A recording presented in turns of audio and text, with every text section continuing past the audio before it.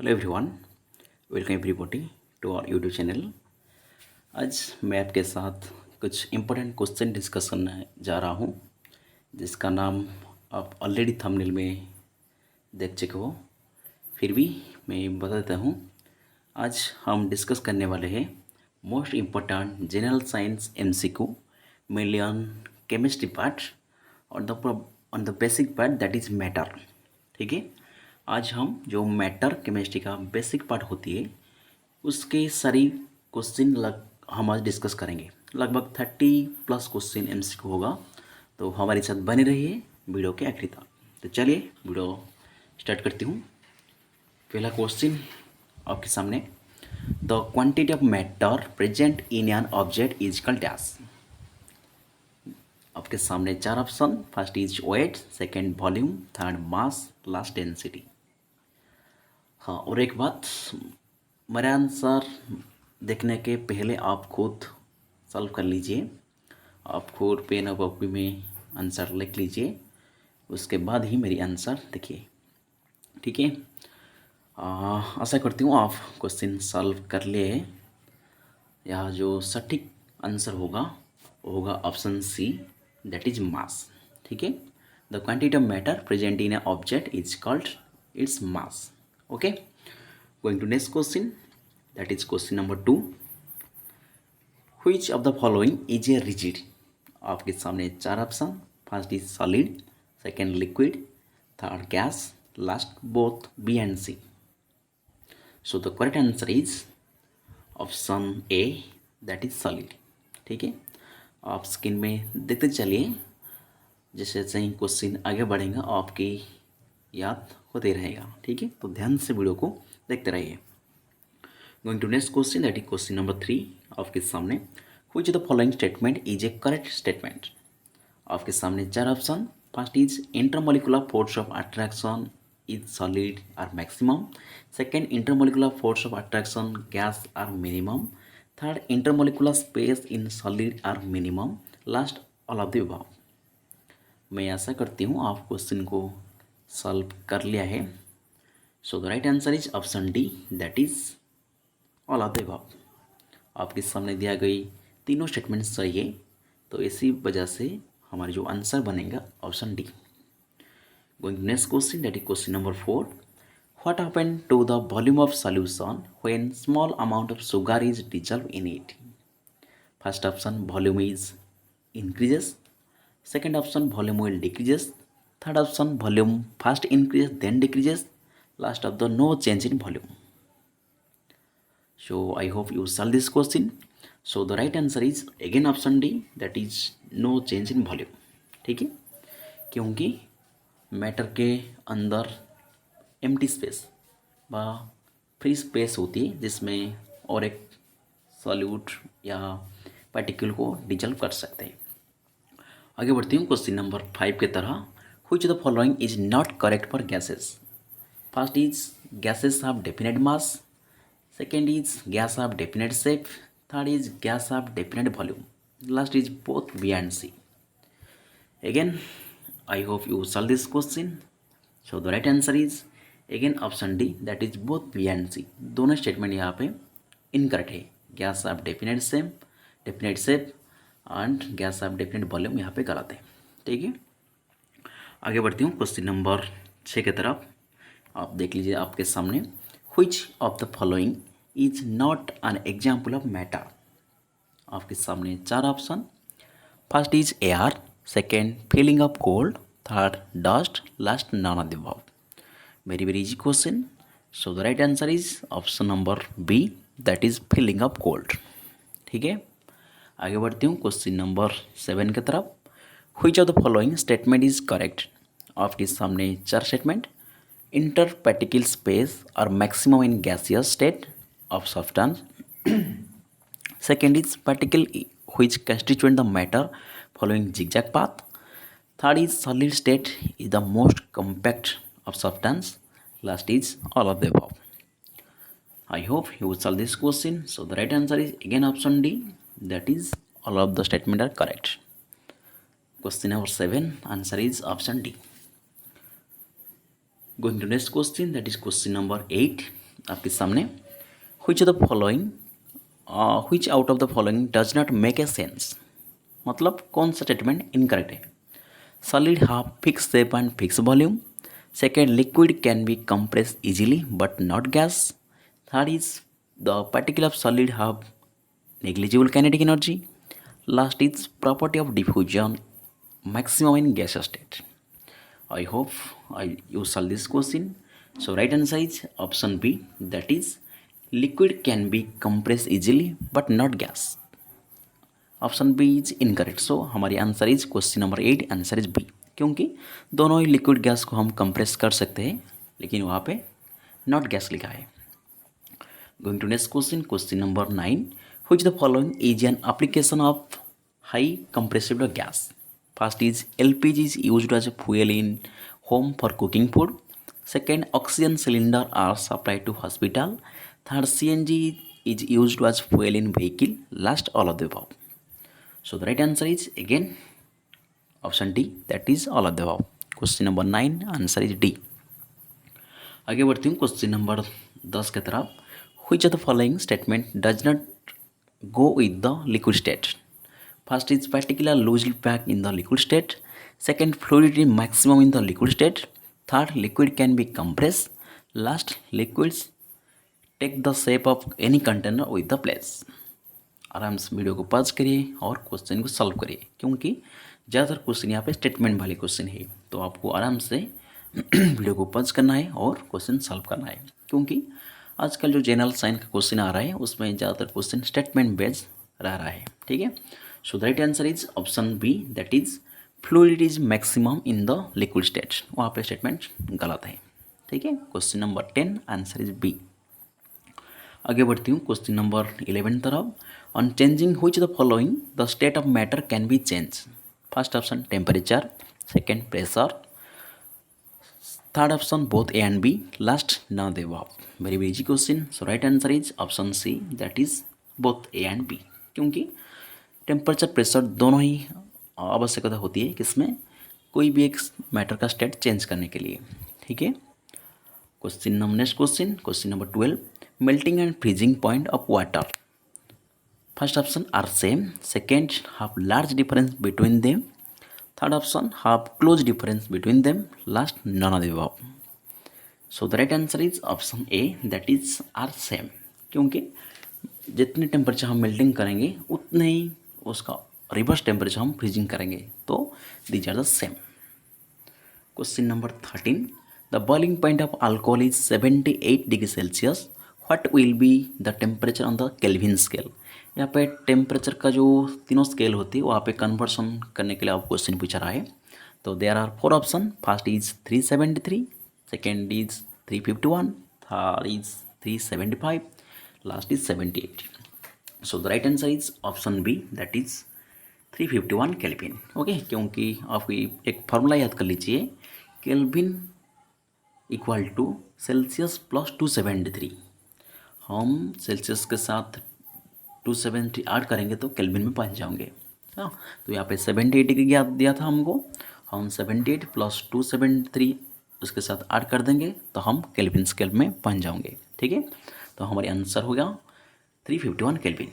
Going to next question, the latent heat of vaporization of water is dash. यहाँ पे question थोड़ी सा आपको मेमोराइज क्वेश्चन पूछ रहा है।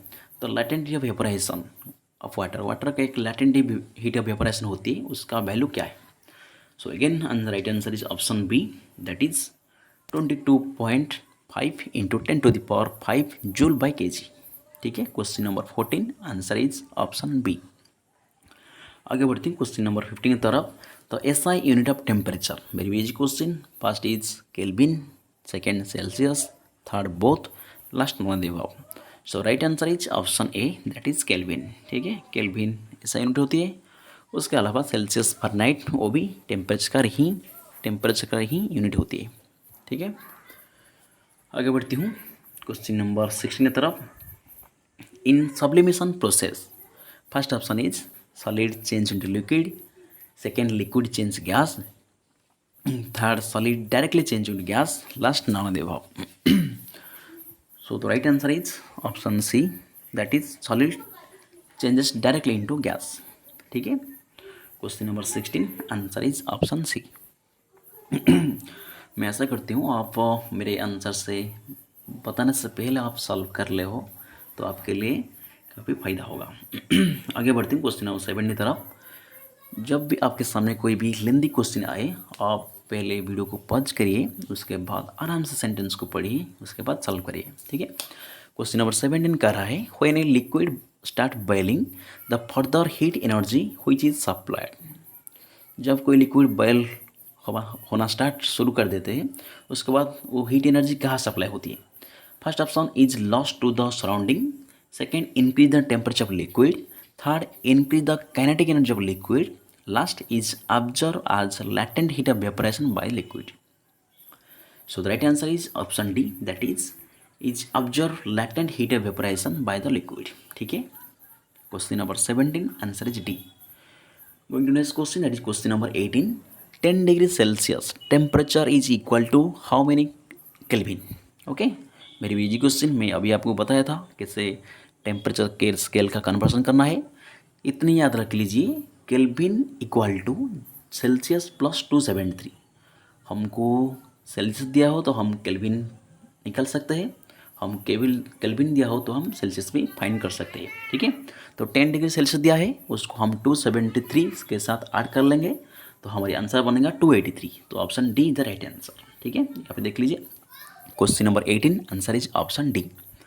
आगे बढ़ती हैं क्वेश्चन नंबर 19 की तरफ। Which of the following will response to sublimation. आपके सामने 4 ऑप्शन, उसमें कौन सा सब्सटेंस सब्लिमेशन रिस्पॉन्स करते हैं। First is common salt, second sugar, third camphor, last potassium nitrate. So the right answer is option C, that is camphor. Camphor एक sublime substance होती है जो कि इजीली गैस को कन्वर्ट हो सकते हैं, ठीक है। Question number 19 answer is C. आगे बढ़ते हैं क्वेश्चन नंबर 20 की तरफ। Solid can not be compress because constituent particle are very closely packed, second interparticle attraction force is weak, third movement of constituent particle is restricted, last constituent particle diffuse very slowly. Very easy question. So the right answer is option A, that is constituent particle are very closely packed. उसके दोनों particle बीच में gap नहीं तो एक कैसे compress हो सकते हैं। तो question number 20 answer is option A. Sorry, आगे बढ़ती हूँ क्वेश्चन नंबर 21 की तरफ। Dry ice means, dry ice कहने का मतलब क्या है। First is solid ammonia, second solid carbon dioxide, third solid sulphur dioxide, last normal ice. So the right answer is option B, that is solid carbon dioxide, ठीक है। Question number 21 answer is B. आगे बढ़ती हूँ 22 की तरफ। On the hot humid day the rate of evaporation will be dash, is more, is less, initially more then less, remain same. So the right answer is option B, that is less. याद रख लें, हाँ जो hot humid होगा तो यहाँ पे evaporation less होगा, ठीक है। Question number 22 answer is B. आगे बढ़ते हैं क्वेश्चन नंबर 23 की तरफ। During evaporation particle of a liquid changes into vapour only dash. First option from the surface, second from the bulk, third from the both surface and bulk, last none of these, neither surface nor bulk. So the right answer is option A, that is from surface. देख लीजिए, जब भी evaporation होगा तो जो liquid का surface होते हैं यहाँ पे पार्टिकल का वेपर होना शुरू होना है, ठीक है। तो इसके लिए उसको मध्य सरफेस फिनोमेना कहते हैं, किसको ना इवापोरेशन को, ठीक है। आगे बढ़ती हूँ क्वेश्चन नंबर 24 की तरफ। The rate of evaporation depend upon, first is temperature, second surface area, third humidity, last all of the above. So the right answer is again option D, that is all of the above. Rate of evaporation तीनों की चीज़ों पर depend करती है, या temperature या surface area या humidity. So question number 24 answer is D. आगे बढ़ते हैं क्वेश्चन नंबर 25 की तरफ। Pressure of air at sea level is dash. First option 1 atmosphere, second 76 centimetre of mercury, last 760 millimetre of mercury, last all of the above. So the right answer is again option D, that is all of the above. याद रख लीजिए, हम जो सी level का pressure measure करते हैं वो 1 atmosphere हो सकते हैं, 76 सेंटीमीटर हो सकते हैं, 760 मिलीमीटर हो सकते हैं, तीनों भी कोई भी चीज़ हो सकते हैं। तो question number 25 answer is D. Question number 26, 1 atmospheric pressure equal to dash how many Pascal? First is 1.01 into 10 to the power 5 Pascal, second 3.46 into 10 to the power 4 Pascal, third is 1 Pascal, last 10 Pascal. So the right answer is option A, that is 1 atmospheric pressure equal to 1.01 into 10 to the power 5 Pascal. ठीक है, आगे बढ़ते हैं question number 27 की तरफ. During evaporation of liquid at the evaporation liquid dash the temperature of liquid fall, the temperature of liquid rise, the temperature of liquid remain unchanged. All statements are wrong. So the right answer is option A, that is the temperature of liquid fall. यहाँ पे liquid का temperature fall करेंगे क्योंकि evaporation एक surface में ना होती है, वहाँ पे हीट का लॉस होती है. ठीक है, तो टेम्परेचर फॉल होगा. Question number 27 answer is A. आगे बढ़ते हैं क्वेश्चन नंबर 28 की तरफ. As temperature increases the rate of evaporation will be dash. First option increases, second decreases, third first increase then decrease, last remain same. So the right answer is again option A, that is increases. जब हम temperature increase करेंगे तो obviously evaporation भी increase होगा. ठीक है, question number 28 answer is A. आगे बढ़ते हैं क्वेश्चन नंबर 29 की तरफ. A gas can be liquefied by dash by changing the temperature, by lowering the pressure, by changing the pressure and reducing the temperature, none of the above. So the right answer is option C, that is by increase the pressure and reducing the temperature. Going to next question, question number 30. In which phenomena water change into vapor below its boiling point? Below its boiling point, very important. मतलब कि कोई भी temperature आप water को vapour convert कर सकते हो, उसको क्या कहते हैं? First option evaporation, second condensation, third boiling, last none of the above. So the right answer is option A, that is evaporation. ठीक है, तो क्वेश्चन नंबर 30 आंसर इज ए. बस लगभग इतने ही क्वेश्चन है, तो बस थैंक यू. आपके लिए आज मैं 30 MCQ लेकर आया था.